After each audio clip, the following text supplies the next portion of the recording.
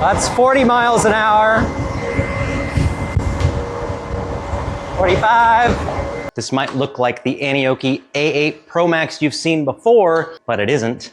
This is a just absolutely ridiculously large battery. They have bumped this up to 60 volts and now 70 amp hours. And if you don't want to do the math, that is 4.2 kilowatt hours, which means theoretically 200 miles of range if you're taking it easy. It would be hard to kill this, I think, in under 100 miles. This is a really big battery. But first, we gotta put this on the dyno board and see how much power does this bike have.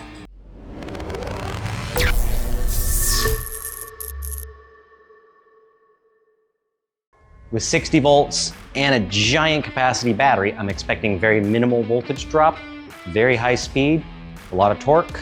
The original A8 Pro Max I tested was 75 pound-feet of torque and about 2,700 watts. Let's see what bumping this thing way up to 60 volts and more capacity is gonna do for the power. This has probably the nicest display I've ever seen on an electric bike, but I will show you that later. Hello, Neal. Not because it talks. Okay, first things first, I wanna make sure just the rear motor is on, which it is, I think I might have just changed it on accident. There, so just to be on the safe side, I've unplugged it. It's throwing an error, but hopefully that won't matter for power. Okay, yeah, still allowing the rear wheel to go. Full battery, let's see what full power can do.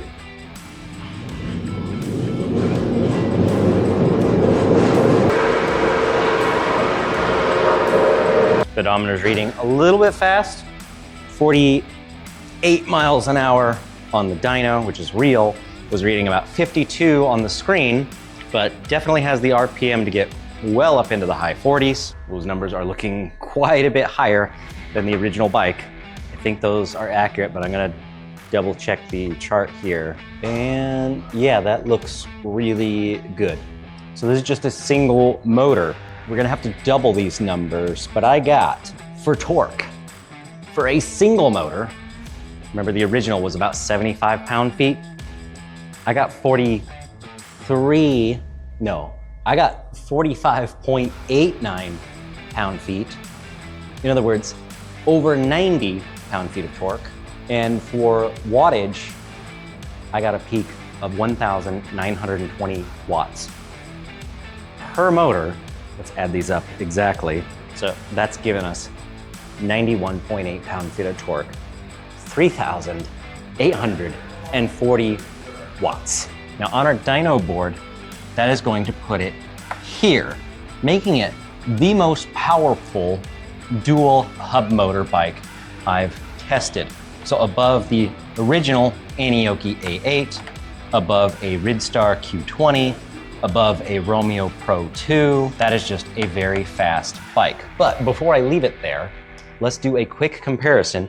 How does that fare against, say, mid-drive bikes or bikes with a single hub motor? The most powerful mid-drive we've tested so far, the LMX 64, and it just blows it away on both torque. You got like 50% more torque, 50% more power, just no comparison.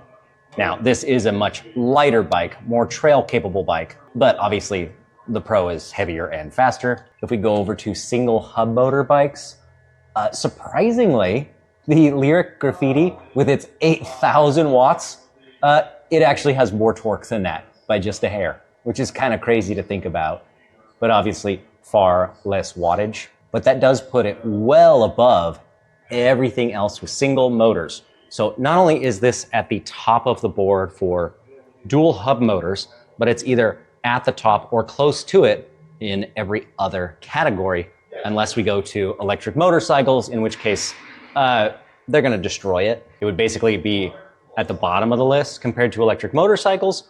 But for something with pedals on it, arguably not an e-bike, depending on your state and local laws, this thing is very, very powerful and is going to be very, very fast.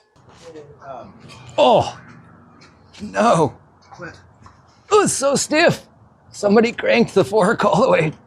That would have killed me on the first time I hit a bump. Better. I'm on the Neal A8 Pro Max, and I'm gonna use this as my commuter bike today.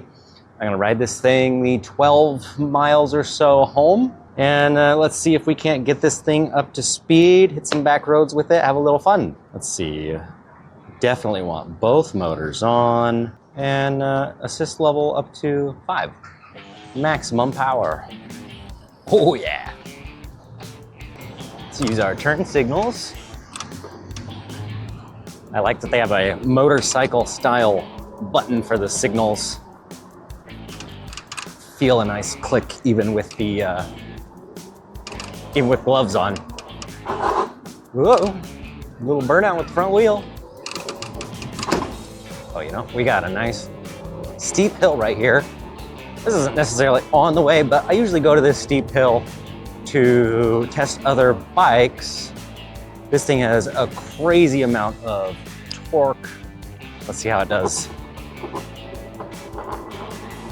You have to ease the throttle on so it doesn't spin the front tire. We're doing a nice, comfortable 25 miles an hour uphill. All right, so of course, one of the things we really got to test out is this braking system, because it is weird.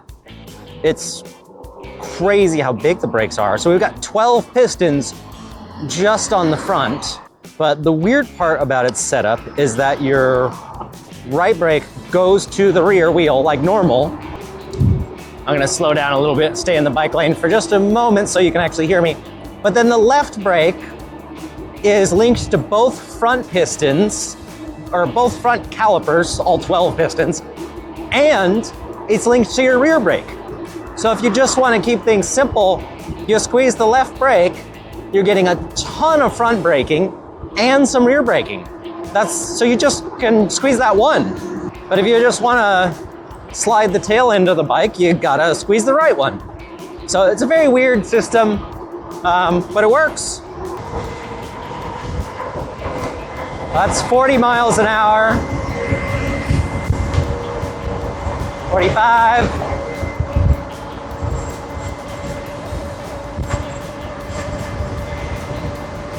48. So close to 50 on the speedometer.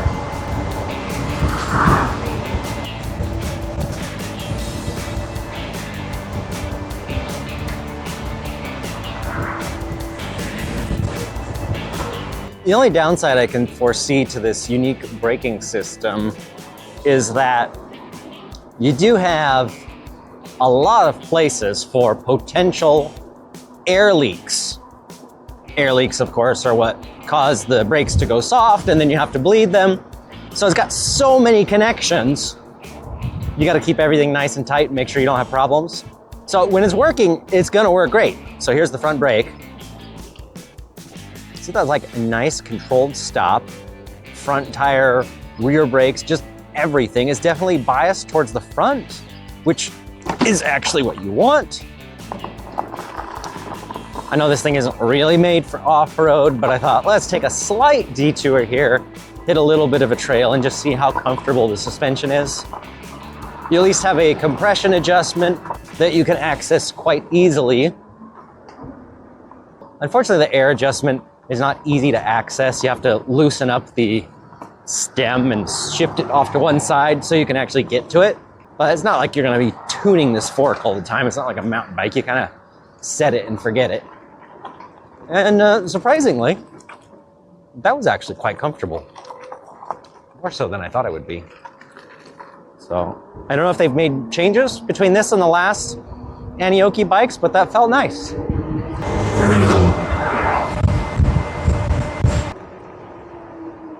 Even though this thing's got a ton of power, it's actually quite smooth. It's not a jumpy bike. I really haven't been using the pedal assist because don't need to, but the throttle's very smooth.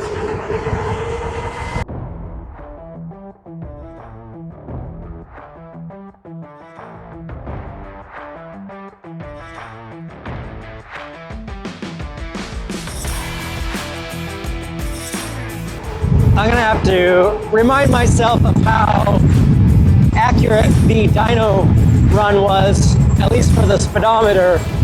I want to say it was a little optimistic, but regardless, I just keep hitting 49 miles an hour on the screen.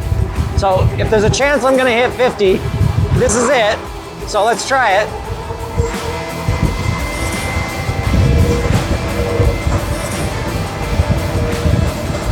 Come on!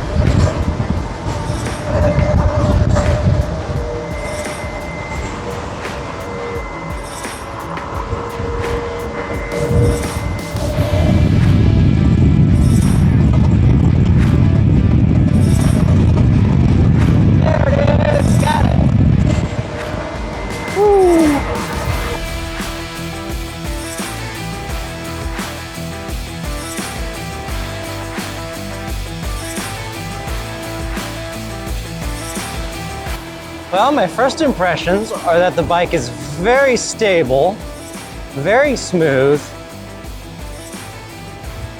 I hate to say it was a little boring because I was just doing like 45 miles an hour, like non-stop. But in a way that's a good thing because it was boring because it just felt so natural and so comfortable to actually go that fast. This bike is definitely made for speed. And I don't even know if I put much of a dent in the battery. I mean, 4 kilowatt hours, that's ridiculous. I could probably do my commute several times over at that speed. To be honest, I didn't even bother plugging the bike in today, and I did the dyno run. People have done some test rides around the shop. I just figured, it's big enough. It's probably fine. And although I did bring the charger with me, I think I'm not even gonna plug it in tonight. I'm gonna ride this again in the morning with what charge I got left.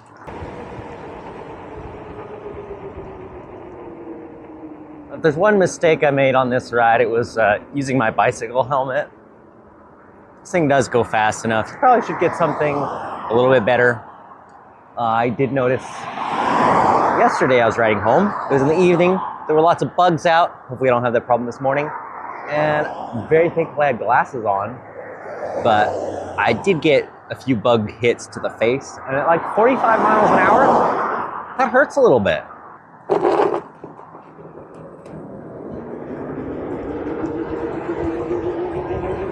So this is the uphill leg of the commute. I got both motors on, and we're still doing 34 miles an hour uphill.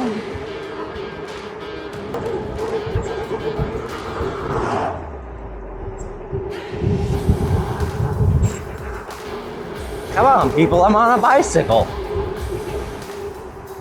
Let's call it a high-speed e-bike.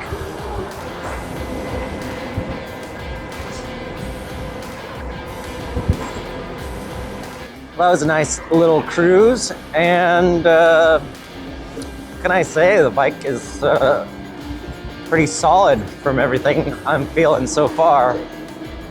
Brakes are nice. The shifting I haven't bothered to use.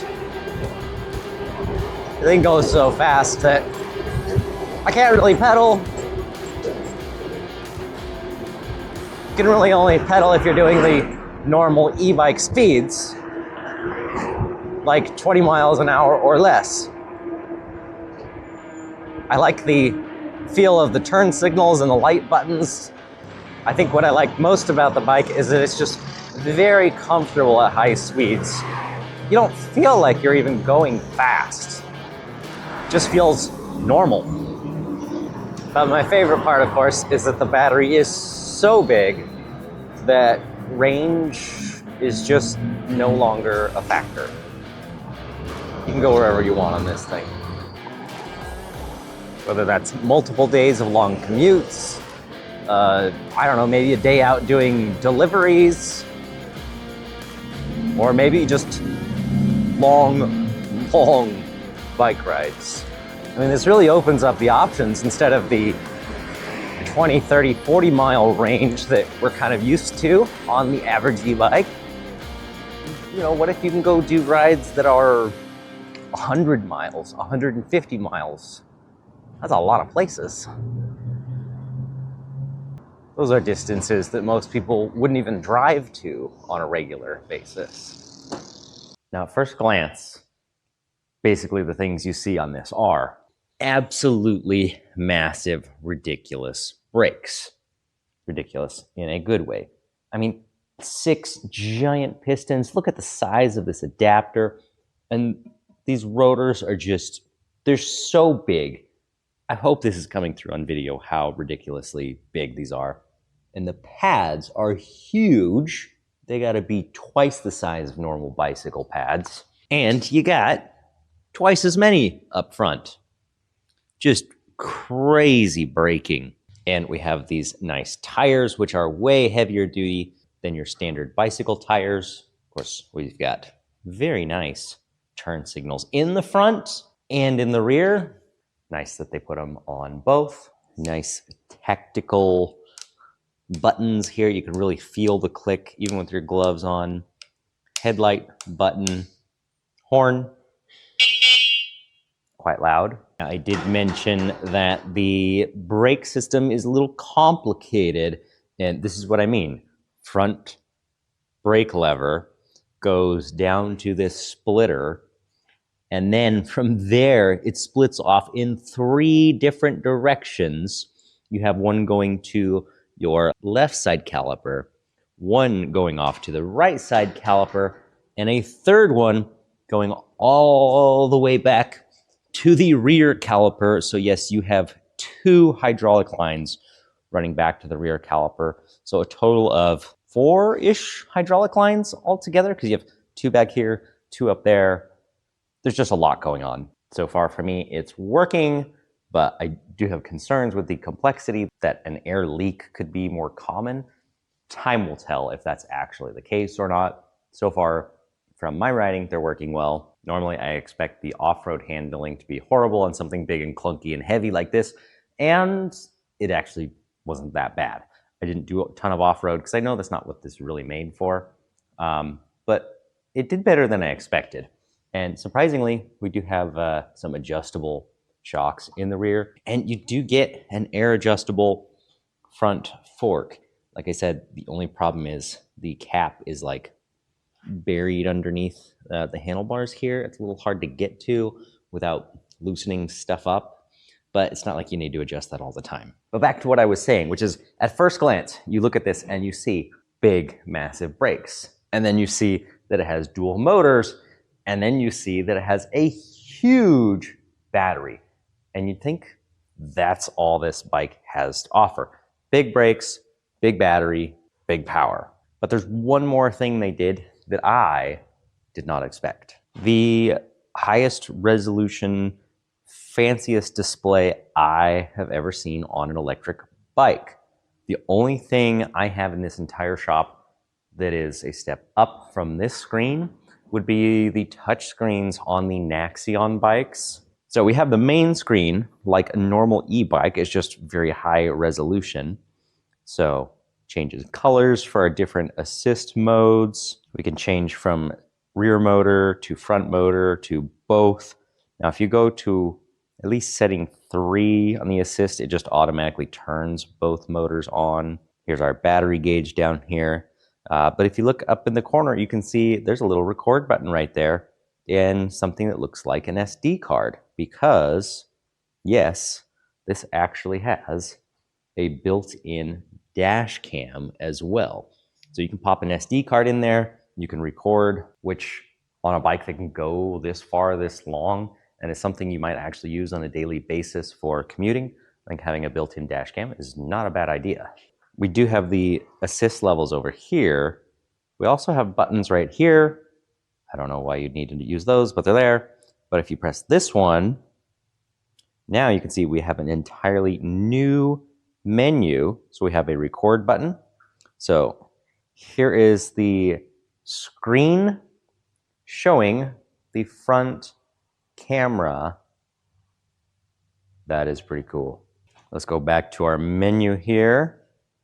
So we have video, stop background recording. Okay. And there we go. Let's take a look at the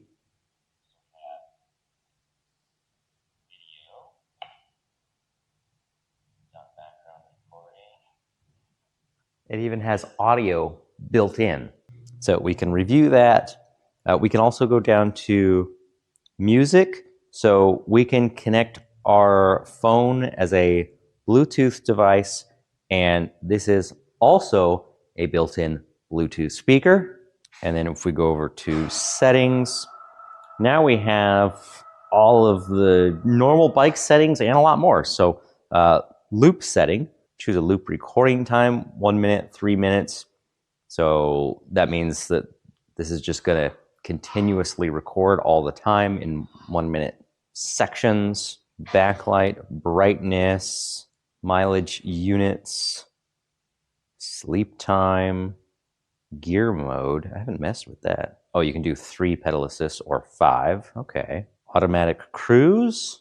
We have that as, I assume close is off. Reset, that's probably for resetting our trip. System version, device information, system language. They spelled that wrong. Battery voltage setting. It's set to 60 volt because this is a 60 volt battery. Speed setting. So here we can change the speed limit, although it's not actually set to that. It definitely is going faster than that, but we could tweak our speed to try and make it a little more accurate there if needed. Boost to starting intensity, magnetic disc type. A lot of these are normal motor settings. So there's binding your phone, password when you turn it on, change the password. But it's just a very nice screen, very high resolution. The colors are very vivid and bright. I hope that's coming through on camera. So I think with everything they did on this bike with the giant brakes and battery, they didn't really need to do anything like this, but they did. So that tells me that Anioki is not just trying to make their bikes different as far as just battery and power, but they're actually trying to add in some tech features and do some other things that maybe e-bikes aren't doing.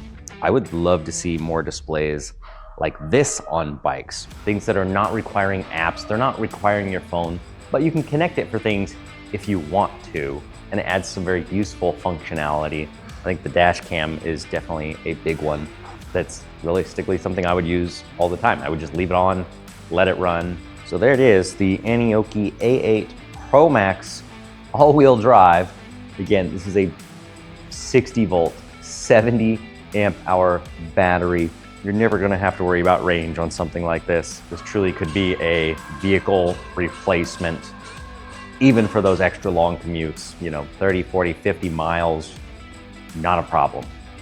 Easily could do that every single day, all day long. I'll put the usual links in the description where you can check this bike out. Thank you to Anioki for sending me this one to ride it, have some fun with it. I'm looking forward to the next one.